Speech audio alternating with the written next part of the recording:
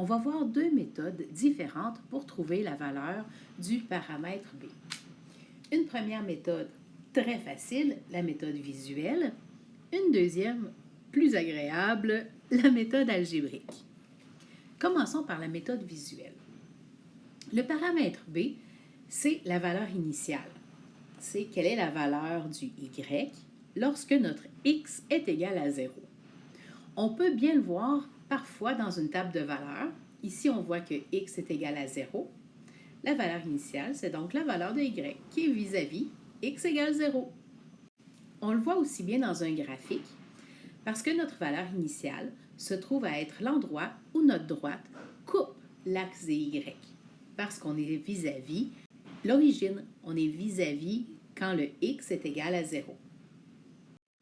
Quand on peut avoir une table de valeurs où on a bien X qui est égal à 0, ça va bien pour trouver notre valeur initiale.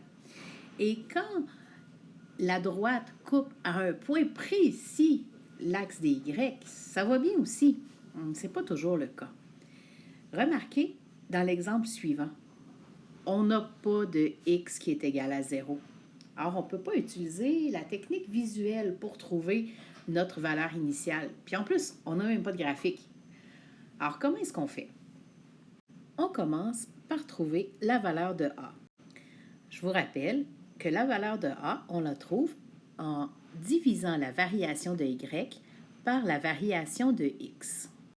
On choisit 2Y pour trouver une variation de Y, les deux X correspondants pour trouver la variation de X.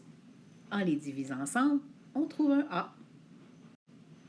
Lorsque c'est fait, on va faire de la substitution algébrique.